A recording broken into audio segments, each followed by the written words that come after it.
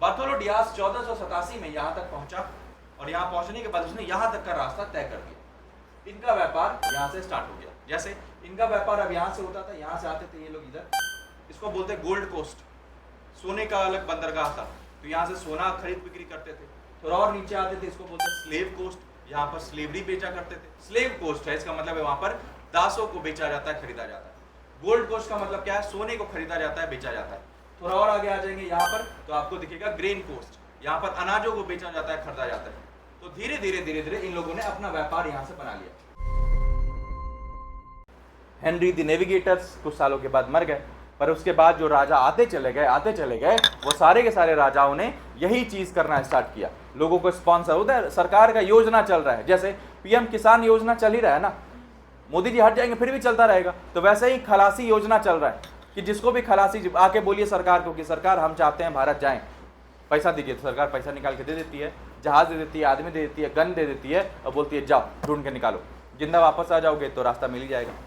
कितने लोग गए, कितने लोग निकल गए बाहर, मतलब बह गए, किसी को कोई आइडिया नहीं है। एक बंदा था 1487 में, ये पूरा अब डिलीट कर दूं,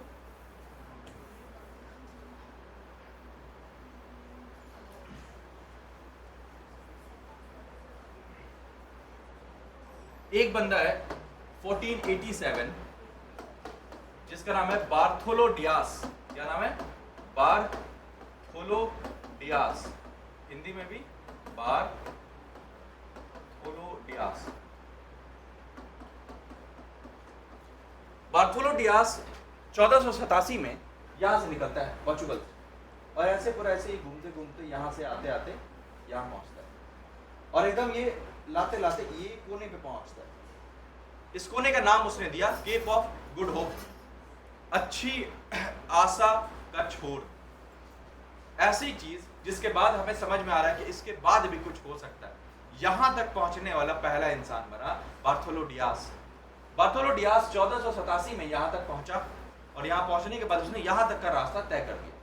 इनका व्यापार यहां से स्टार्ट हो गया। जैसे इनका व्यापार अब यहां से होता था, यहां से आते थे ये लोग इधर, इसको बोलते हैं गोल्ड कोस्ट, सोने का अलग बंदरगाह था, तो यहाँ से सोना खरीद बिक्री करते थे।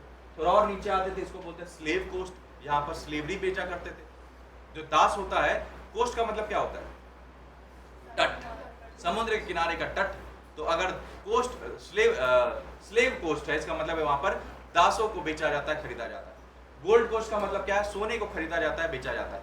थोड़ा और आगे आ जाएंगे यहाँ पर तो आपको दिखेगा ग्रेन कोस्ट, यहाँ पर अनाजों को बेचा जाता है, खरीदा जाता है। तो धीरे धीरे इन लोगों ने अपना व्यापार यहाँ से बना लिया, आने जाने लगे। 10 साल तक आते जाते एक दिन फिर से किसी इंसान, इटली का एक आदमी था जिसका नाम था क्रिस्टोफर कोलंबस। तो क्रिस्टोफर कोलंबस फिर आया। बीपीएससी ने पूछ रखा था कि क्रिस्टोफर कोलंबस कहाँ का था, तो याद रखिएगा इटली का था वो, पोर्चुगल का था नहीं, था वो इटली का। पर पोर्चुगल की सरकार जो है वो क्या कर रही थी, फ्री में योजना चला रही थी। तो उस योजना के तहत कोलंबस आता है और बोलता है मैं ढूंढ के दिखाऊंगा।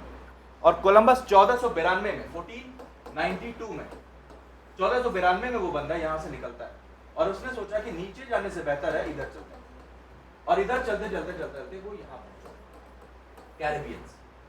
यहाँ कैरेबियंस पहुंचा तो उसको क्या लगा कि फॉर एग्जांपल कि मैं यहाँ पर खड़ा हूँ, अगर फॉर एग्जांपल मैं भारत हूँ तो भारत तक पहुँचने के लिए भारत का इधर हो गया पूर्वी क्षेत्र, इधर हो गया पश्चिमी क्षेत्र।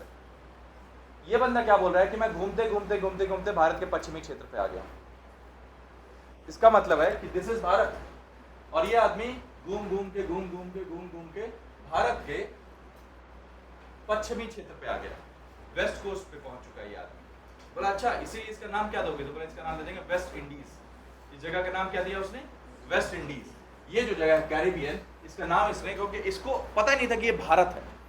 इसको लगा कि हम घूमते घूमते भारत के पश्चिमी क्षेत्र पे आ चुके हैं, पश्चिमी तट पे आ चुके हैं, इसलिए इसने नाम ही क्या दिया, वेस्ट इंडीज। और तो और यहाँ पर जब आदमी देखे उसने, तो अब चूंकि ये क्या है, यहाँ से इक्वेटर जाता है, यहाँ से इक्वेटर जाता है, ठीक है।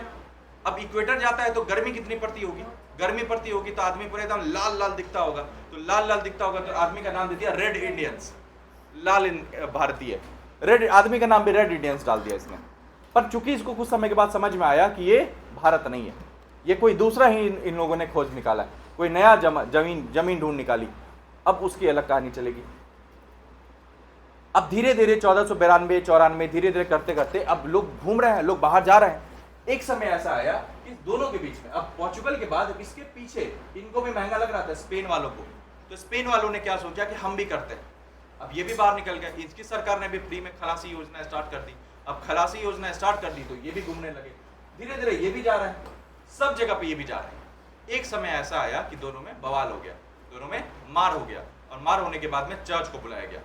चर्च ने बोला ऐसा नहीं चलेगा, एक काम करते हैं, एक लाइन खींच देते हैं, ये जो अटलांटिक ओशन है, इस ओशन, इस पूरे भूमध्य, पूरे सागर के बीचों बीच लाइन खींच देते हैं। इस लाइन का पश्चिमी भाग स्पेन संभालेगा। इस लाइन के पीछे जितने भी जगह पर कोई जाएगा तो वो कौन जाएगा? स्पेन जाएंगे, स्पेन वाले जाएंगे। और इसके पूर्वी भाग पे जो भी इंसान जाएगा वो कौन होगा? पोर्चुगल होगा। इसलिए स्पेन वाले भारत नहीं आए। समझ में आया? इस संधि को हम बोलते हैं ट्रीटी ऑफ टॉर्डिसिलास, 1494 में हुई है। क्या नाम है इसका? कि टॉर्डिसिलास की संधि, टॉर्डिसिलास की संधि है ये। टॉर्डिसिलास की संधि में चर्च ने पूरे के पूरे अटलांटिक ओशन को बीचों बीच भाग कर दिया। बोला कि इसके पश्चिमी क्षेत्र पे स्पेन वाले जाओ, इसके पूर्वी क्षेत्र पे कौन जाओ? पोर्चुगल वाले जाओ। ठीक है, बाकी लड़ाई तुम लोग का बीच में खत्म हो जाना चाहिए। अब जैसे ही टॉर्डिसिलास की संधि हो गई, इसके बाद में अब पोर्चुगल वाले जो है वो आगे बढ़ना स्टार्ट करते हैं। 1497 का समय, 1497 के आसपास, 1497, 1497 के आसपास में धीरे धीरे क्या होता है कि वास्को डी गामा अपना पूरा एकदम आदमी जुगाड़ता है, जहाज निकालता है, और जहाज निकालने के बाद पूरा एकदम घूमने निकलता है, बोलता है हम भी अब जाएंगे। और वास्को डी गामा घूमते घूमते यहाँ तक पहुंच गया। केप ऑफ गुड होप तो रास्ता पता है, बहुत पहले 10 साल पहले ढूंढाई हो चुका है। 10 साल पहले अगर कोई रास्ता का ढूंढाई हो चुका है तो अब तो यहाँ तक पहुंचना आसान है। साउथ अफ्रीका यहाँ पे जो नीचे की छोड़ है यहाँ तक पहुंचना आसान है। यहाँ पहुंच गया। यहाँ पहुंचने के बाद उसने क्या देखा कि यहाँ से यहाँ पे बहुत अरब है। अरब्स कैसे दिखते हैं? शकल से।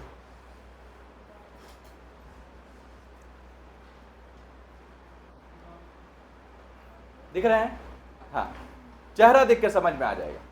अब उसको वास्को डी गामा को यहाँ पर बहुत सारे अरब दिखे।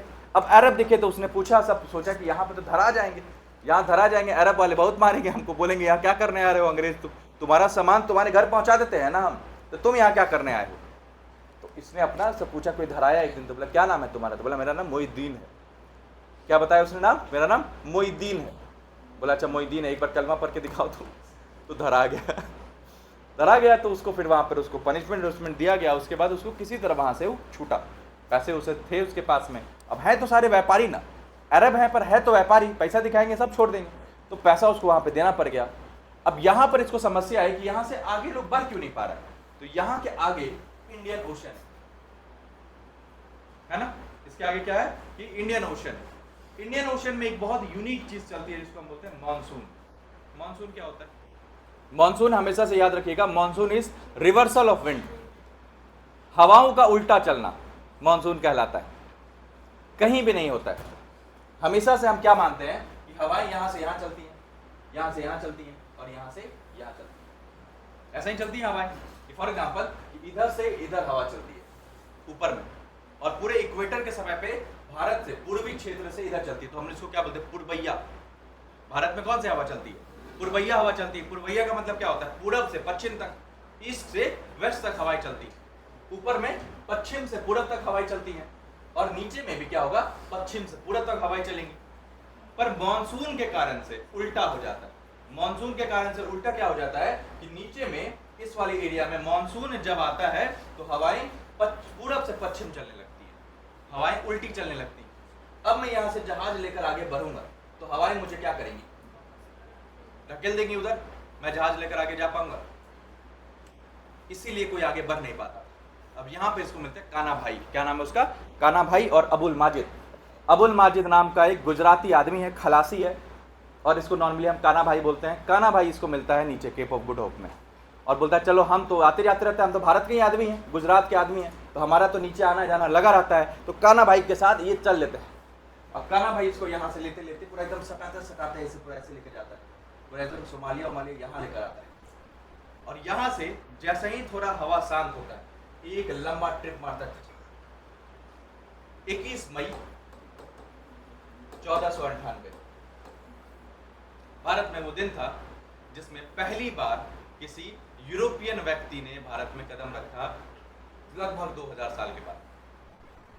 ठीक है, अलेक्जेंडर वगैरह आ चुके थे, सेल्यूकस निकेटर वगैरह आ चुके थे, और 2000 सालों में कोई भारतीय, ऐसा कोई यूरोपियन नहीं आएगा जो कि पानी के रास्ते आया था। सब ऊपर से ही आते थे। किस तरीके से पहुंचा, क्या बैकग्राउंड है, कोई समस्या यहाँ तक? कभी आपसे कोई पूछेगा अंग्रेज कौन है या यूरोपियंस कौन है, आने का कारण क्या था, तो उनको भी जिंदगी जीना था, सर्वाइवल। पेट पे बात आ चुकी थी। अगर पेट पे बात नहीं आती तो वो अपने घर से नहीं निकलते। पेट पे बात आई उनकी, उनको दिक्कत हो रही थी, मसाले उसाले को लेकर बहुत महंगा पड़ रहा था, प्लस उनके धार्मिक चीजों में भी दिक्कत चल रही थी, आधे लोग बढ़ चुके थे। चर्च ने इनको बोला था कि आप कहीं भी जाओगे तो आपको 3 चीज फॉलो करनी। पूरा डिस्कशन हुआ होगा ना, सरकार पैसा दे रहा है, चर्च के साथ मिलकर पैसा दे रहा है, तो पूरा समझा के भेजा होगा। आपको करना है जी जी जी, गॉड, ग्लोरी, गोल्ड की 3 चीज दिमाग में रखना है। गोल्ड का मतलब सोना, ग्लोरी का मतलब कि मुझे लोग जाने, मेरा नाम हो, पोर्चुगल का नाम हो, और तीसरा गॉड, भगवान, मेरे भगवान का नाम हो। जितने भी लोग बाहर से आएंगे, सारे के सारे यूरोपियंस जब जब भारत में आएंगे यही 3 चीज फॉलो करेंगे। पहले गोल्ड लेंगे, गोल्ड का मतलब व्यापार करेंगे, फिर मार पीट कर कर अपना नाम बनाएंगे, ग्लोरी बनाएंगे, सबको मारेंगे, सबको दबाएंगे और सबके दिमाग में डालेंगे कि मैं कौन हूं। और उसके बाद जब सब दब जाएंगे तो बोलेंगे क्रिश्चियन में कन्वर्ट हो गए, आ जाओ क्रिश्चियनिटी में कन्वर्ट करते हैं तुमको। तो जी जी जी ही चलेगा इन तीनों का हमेशा से। जो भी बाहर से आएगा वो यही काम करेगा। अब बाहर से सबसे पहले आने के लिए हमें क्या चाहिए था? गोल्ड। बाहर से आए हैं हम गोल्ड के लिए। वास्को डी गामा पहुंचता है कैलिकट नाम की जगह पर। केरला में एक छोटी सी जगह है जिस जगह का नाम है कैलिकट। कैलिकट नाम की जगह है। 21 मई 1498 में कैलिकट पहुंचता है Vasco D gamma. Vasco D gamma पहुंचता है तो यहाँ पर बैठे हुए हैं एक राजा जिसका नाम है मना विक्रमा। क्या नाम है इसका? मना विक्रमा। मना विक्रमा को वास्को डी गामा अपनी किताब में जमोरीन लिखता है कि मैं गया था तो जमोरीन ने मेरा बहुत स्वागत किया। बोला जमोरीन ने तुम्हारा स्वागत क्यों किया? तो बोला एक तो गोरे चिट्टे थे और दूसरा यहाँ से गिफ्ट लेकर गए थे, वाइन, सिट्रस फ्रूट्स, ठीक है, बहुत कोकोनट, और क्या लेकर जाते हैं हम लोग, कैस्यू नट, बादाम, तो कुछ ना कुछ नया लेकर गए थे। जब गिफ्ट दिया राजा को, राजा खुश हो गया, राजा ने मुझे वेलकम किया। क्या नाम था राजा का? था जमोरीन था। जमोरीन को ढूंढते ढूंढते ढूंढते हमें क्या समझ में आया कि भारत में जो केरला वाला मलयाली क्षेत्र है, मलयाली क्षेत्र में एक समय काल आया था जब धीरे धीरे वहां पे छोटे छोटे राजा बनने लगे थे। अपने आप को समुद्री बोलते थे। क्या बोलते थे? समुद्री। समुद्री को ही इसने पोर्चुगीज में ट्रांसलेट करके क्या कर दिया? जमोरीन कर दिया। जमोरीन एक टाइटल है। जैसे फॉर एग्जांपल मैं कौन हूं? टीचर, वो टाइटल है मेरा, पर मेरा नाम क्या है? तो वैसे ही राजा का टाइटल था जमोरीन और राजा का नाम क्या था? मना विक्रमा। मना विक्रमा नाम का राजा इसको गेस्ट की तरह बुलाता है, इसको खाना पीना देता है, बढ़िया से रखता है और ये बोलता है कि मैं आया हूं व्यापार उपार करने, बहुत दूर से आया हूं, 1.5 साल लगा हमको आने ही में, यहाँ तक पहुंच। तो व्यापार करने की थोड़ी बहुत अनुमति मिलती है। शाम में निकलता, नया ट्रिप पे आते कैसे होते हैं? शाम में निकलते हैं, दुकान देखते हैं, खरीदते हैं, सब कुछ एकदम बोरिया बिस्तर में खरीदे। 2-3 महीना रहा यहाँ पर वास्को डी गामा। 2-3 महीना रहने के बाद वास्को डी गामा यहाँ से वापस लौटा और जब वापस लौटा तो सेम वैसे ही कि अब तो इसको जाने में दिक्कत नहीं होगी क्योंकि रिवर्सल ऑफ विंड है, तो हवाएं तो इधर से ही चल रही हैं, तो फटाफट ऐसे करके पहुंच गया। 60 गुना प्रॉफिट। दिमाग खराब हो गया पोर्चुगल में जाकर। बोला 60 गुना प्रॉफिट क्या होता है? सोच के देखिए, 10 रुपए की चीज यहां से खरीद कर गया और वहां 600 रुपए में बेच रहा है। उसने बोला ये बीच में 590 रुपए कौन खा रहा है? हमसे 590 रुपए एक्स्ट्रा कौन ले रहा है? भारत में वो चीज 10 रुपए में मिलती है और वही चीज यूरोप में 600 रुपए में मिलता था। 60 गुना प्रॉफिट कमाया हुआ आदमी। उसका दिमाग हिल गया, बोला अरे गजब, अब तो फिर दिन आने वाले हैं मेरे। एंड दैट इज वाई उसके बाद जैसे ही ये बात पोर्चुगल में फैली, एक और बंदा निकला जिसका नाम था पेड्रो कैब्रल। ये सब हटा दो, अभी लिखना है आप लोग। एक और बंदा आया था जिसका नाम था पेड्रो कैब्रल। पेड्रो कैब्रल 1500 में आया, 2 साल के बाद इसको भी खबर मिली। अब इसको खबर मिली तो ये भी आया।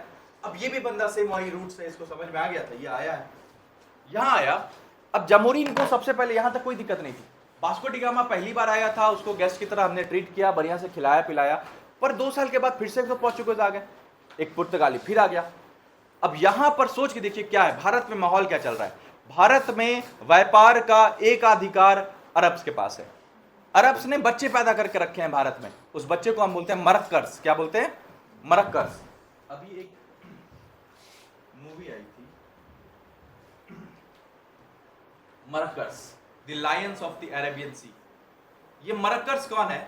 वैसे अरब जो भारत में अपना बच्चा पैदा करके रखते हैं।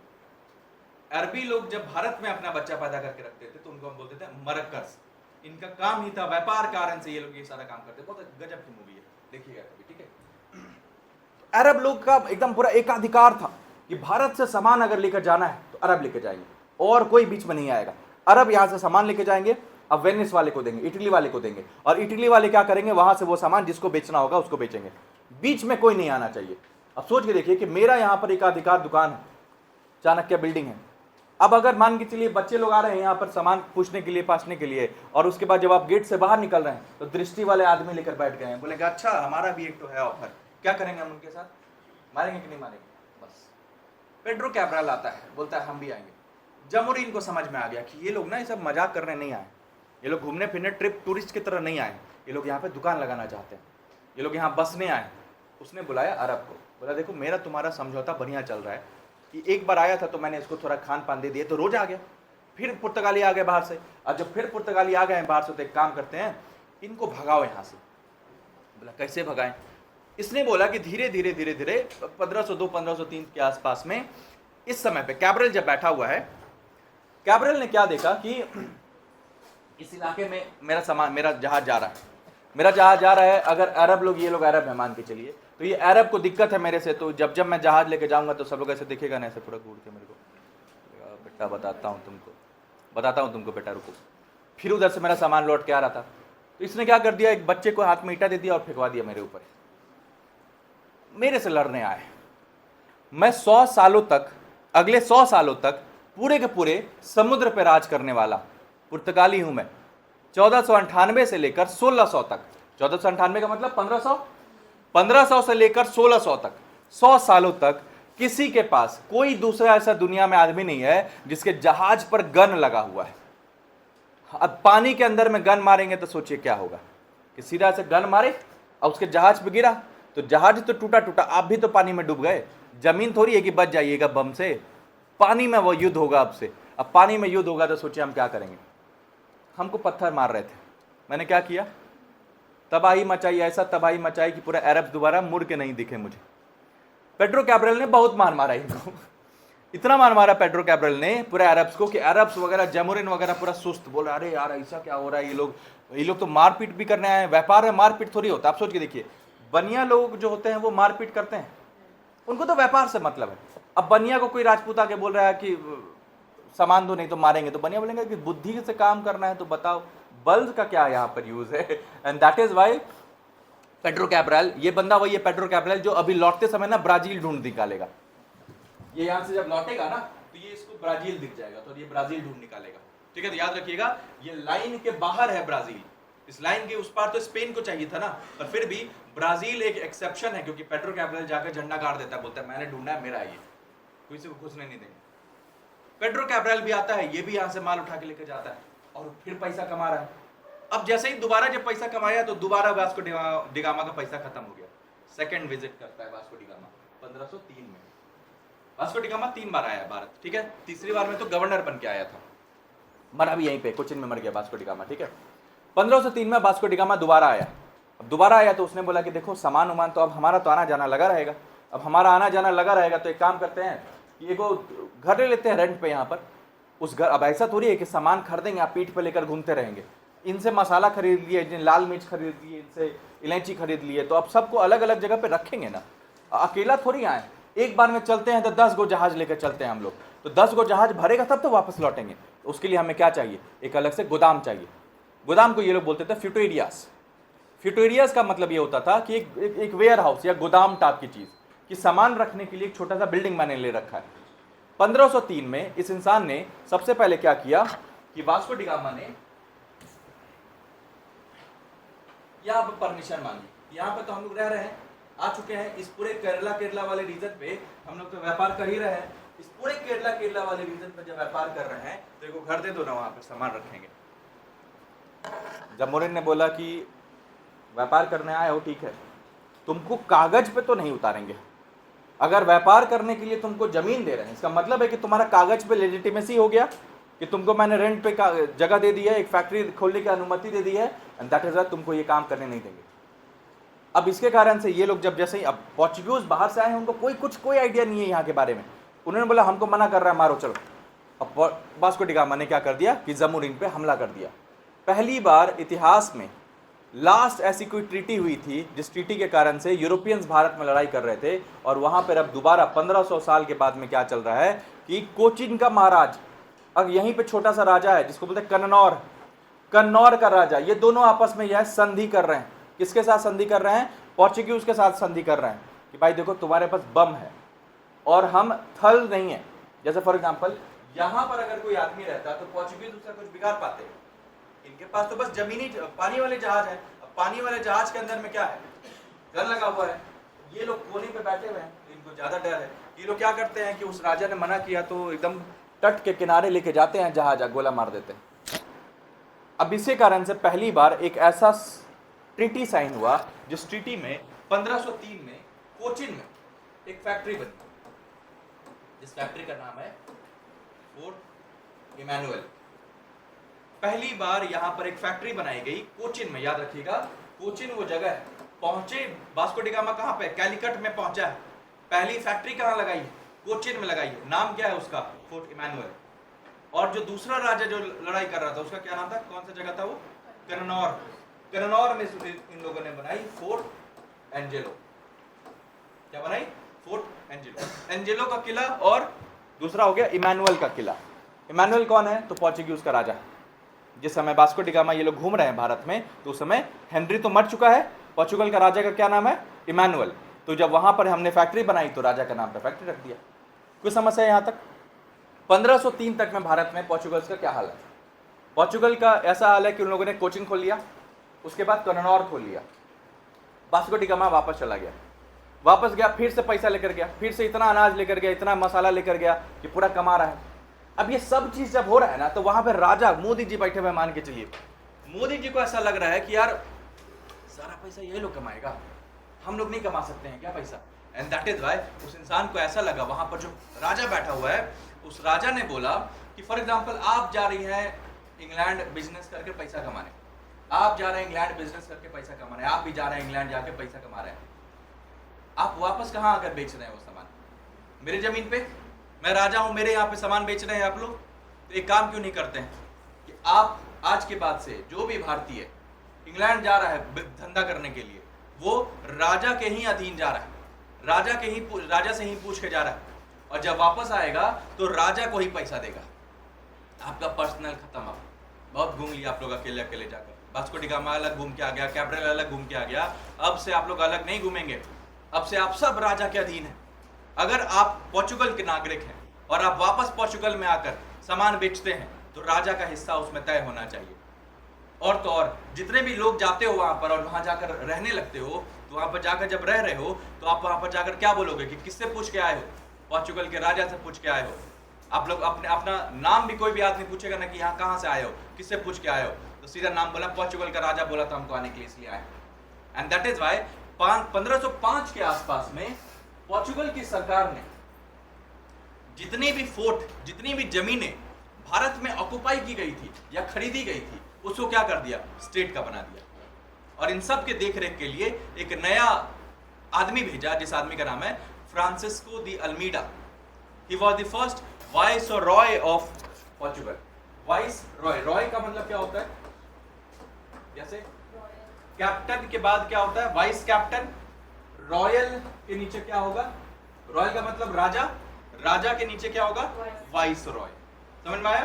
तो वाइसरॉय कौन होते हैं? जो राजा के नीचे रहते हैं। कैप्टन के नीचे वाइस कैप्टन। तो कैप्टन तो बैठा हुआ है पोर्चुगल में, तो कैप्टन जब वहां पे अवेलेबल नहीं है तो फिर गेम कौन देखेगा? Vice captain. तो वाइस कैप्टन भारत में भेजा जाएगा।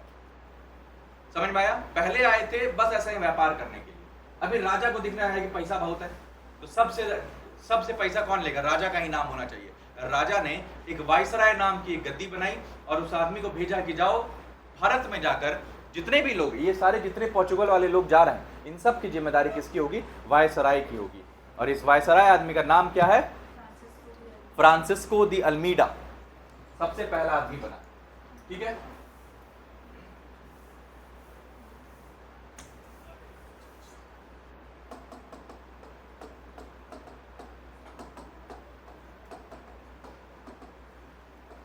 फ्रांसिस्को दी अल्मीडा नाम है इसका, हिंदी में भी ये लिखेंगे Francisco de Almeida. Francisco de Almeida 1505 में भारत आया। इसको पहले बोल के भेजा गया कि बेटा जाओ और भारत में, या फॉर एग्जांपल पोर्चुगल साम्राज्य का झंडा बढ़ाओ, जितना बढ़ा सकते हो उतना झंडा बढ़ाओ। बोला कोचिन से बाहर जा सकते हैं? बोला हाँ, कोचिन के कहा आप पूरा भारत जाओ कि जीत के आ जाओ? बोला कोचिन में हमारा एक फोर्ट है, कन्नौर में हमारा एक फोर्ट है, अभी उसके भी ऊपर जाना है। बोला उसके ऊपर कहाँ जाओगे? अब आ जाएंगे भारत। यहां पर इन लोगों ने कोचिन में एक फोर्ट बनाया, किला बनाया, उसके बाद कन्नौर में एक किला बनाया, और ऊपर जब बनी ना तो यहाँ पे मंगलोर नाम की जगह है। मंगलोर कर्नाटक के पास आओगे तो यहाँ पे मंगलोर दिख रहा है, ये मंगलुरु दिख रहा है। ऊपर जा रहे हैं कोची, उसके बाद और ऊपर गए तो यहाँ पे मंगलोर। मंगलोर में एक छोटी सी जगह है जिसका नाम है अंजडीवा। क्या नाम है? अंजडीवा। अंजडीवा में जाकर इसने फिर क्या कर दिया, एक जमीन खरीदी। ठीक है, थोड़ा ऐसा खाली सा जमीन बैठा हुआ था, वो जमीन खरीदी इसने, वहां पे क्या कर दिया, दुकान लगा दिया, अपनी दुकान लगा दी। बोले यहां से बेचेंगे। बेचेंगे कैसे? तो कोई भी आदमी बाहर से जब भी, अब ऐसा हो गया कि पोर्चुगल का शिप कभी भी आएगा, किसी भी दिन आएगा, चाहे यहां रुक गया, चाहे कोचिन रुक गया, चाहे कन्नौर रुक गया, ये तीनों दुकान में सामान भरा रहेगा। ये आएंगे, एक दिन रात को रुकेंगे, सामान ओवरलोड करेंगे और चल जाएंगे। समझ में आया क्या चल रहा है यहाँ पर? पहले क्या था, आते थे, खरीदते थे, ठीक है, अब खरीद के उसके बाद जाते थे, है ना। अब क्या हो गया, भारत में मैंने अपने आदमी डाल रखा है। भारत में ये लोग साल भर खरीद के सामान रखे रहेंगे, रोज व्यापार करते रहेंगे। हम बस जहाज लेकर आएंगे, उस जहाज पे सामान ओवरलोड करेंगे, चल जाएंगे। और सबका पैसा कौन रखेगा? राजा, पोर्चुगल की सरकार रखेगी। जीसस क्राइस्ट भी खुश हो जाएंगे धीरे धीरे। क्यों? चर्च को भी पैसा जा रहा है, सब लोग खुश हो जाएंगे। अल्मीडा ने देखा, अंजडीवा तक अल्मीडा ने बढ़ा दिया। अब बोला अब क्या किया जाए? 1505 के बाद अल्मीडा को समझ में आया कि पैसा जो है ना वो है सूरत में, ये ऊपर, पैसा गुजरात में। क्यों? क्योंकि गुजरात आज से थोड़ा 2000 साल पहले से गुजरात से व्यापार होता है। सारा का सारा अरब लोग जो है ना वो गुजरात से ही तो सामान लेकर जाता है। तो गुजरात में जाना बहुत जरूरी है। और गुजरात के लिए यहाँ पर एक छोटी सी जगह है जिसका नाम है धबौल। क्या नाम है? धबौल। और इसको हम बोलते हैं चौल। चौल नाम का थोड़ा सा बंदरगाह था। तो बंदरगाह पे वो इंसान जो था अपना सामान लेकर घूम रहा था। उसने बोला बंदरगाह पे वहाँ पे जाकर अपना दुकान खोल सकते हैं, दुकान लगाना है ना। तो फॉर एग्जांपल कि अगर चाणक्य चाहे तो कहाँ पे दुकान लगा सकते हैं। जैसे फॉर एग्जांपल यहाँ पे है ही दुकान, एक काम करते हैं बरियातों में भी खोल देते हैं, एक काम करते हैं दृष्टि के सामने भी खोल देते हैं। पर दृष्टि के सामने खोलने जाएंगे तो दृष्टि वाले रोकेंगे कि नहीं? रोकेंगे। रोका, अरब ने रोका इसको। 1507 में धबौल का युद्ध होता है, द बैटल ऑफ धबौल या चौल, बैटल ऑफ चौल या धबौल बोलते हैं इसको। 1507 में जब ये युद्ध हुआ तो उधर से सामने से कौन कौन आ रहा है? ये पूरे अरब लोग हैं, इनका धंधा चलता है। अरब के साथ गैंग में कौन? इटली वाले लोग हैं। इटली के साथ में जमोरिन भी आ गया साथ। अब जमोरिन क्यों आ गया? जमोरिन तो यहाँ रहता है, पर सोच के देखिए, मैं राजा हूँ यहाँ का और मेरा हिसाब से सब चलता था। ये बाहर से आकर गेट पे बैठ गए हैं, अब कहते हैं कि आओगे जाओगे तो पैसा देना। किला बना के बैठे हुए हैं। ये जो 2 किला यहाँ लगाए हैं, ये 2 किलों के में क्या हो गया, हम भी नहीं जा सकते। हम राजा हैं यहाँ पर और हम ही को आने जाने में गेट पे पैसा मांग रहे हैं हमसे, तो मेरे गुस्सा नहीं आएगा। जमोरिन भी इधर चले गए। और ये बैटल ऑफ चौल किसके बीच होती है? अरब, इटली और जमोरिन एक साइड से है और उल्टे साइड में है फ्रांसिस्को दी अल्मीडा। इस युद्ध में अल्मीडा का बेटा मर गया। अल्मीडा का बेटा 1507 में मर गया, ठीक है। डॉन अल्मीडा नाम था उसका। अब यहाँ पर अरब को भी समझ में आ गया कि ये गलती हो गई है, व्यापार के नाम पे बेटा मार दिया हमने, अब तो दिक्कत हो जाएगी। अल्मीडा अगले साल आता है, 1 साल उसने रुका। 1 साल के बाद अल्मीडा बोलता है, जील देखिए पुर्तगालियों का जील, कि अब ये बात व्यापार की नहीं है, बात अब इमोशन की है। अगले साल 1508 में ये लोग यहाँ पर दीव को घेरते हैं। और जब दीव को घेरने के लिए पूरा बोलते हैं अब तो मारेंगे, यहाँ पर बहुत मारेंगे। तो बोला कैसे मारोगे? बोला उधर से अब एक और आदमी को बुला लेते हैं। इधर से इन लोगों ने बुला लिया इजिप्ट इजिप्ट वाले को भी बुला लिया, मुस्लिम मुस्लिम बोलकर कि तुम भी मुस्लिम हम भी मुस्लिम, चलो साथ में लड़ाई करते हैं। इधर से 4 राजा का गैंग चल रहा है और इधर से कौन है, अल्मीडा, अपने बेटी का बदला लेने के लिए। होती है बैटल ऑफ द्यू। द्यू नाम की एक जगह है, द्यू नाम की जगह पर बैटल होती है, द्यू का युद्ध बोलते हैं 1508 में। 1508 में जब द्यू का युद्ध होता है, अल्मीडा ने मारा है इनको, एक एक इंसान को चुन चुन के इसका ऊपर जहाज तहस नहस कर दिया। और उस दिन दिखाया पुर्तगालियों ने कि अगले 100 सालों तक दोबारा घुसना नहीं, दोबारा एकदम मजाक मत करना मेरे सामने, पुर्तगालियों के सामने आना भी नहीं एकदम, कि हम क्या कर देंगे तुम्हारे साथ, कोई आइडिया नहीं है। अब यहाँ पर जैसे ही ये जीत गया, अब बताइए जीतने के बाद मैं क्या कर सकता हूँ, छोड़ दूंगा क्या? मेरा बेटा मार दिया, मैंने उसको मार दिया। अब इसके बाद इस बंदे ने यहाँ पर गजब की चीज की शुरुआत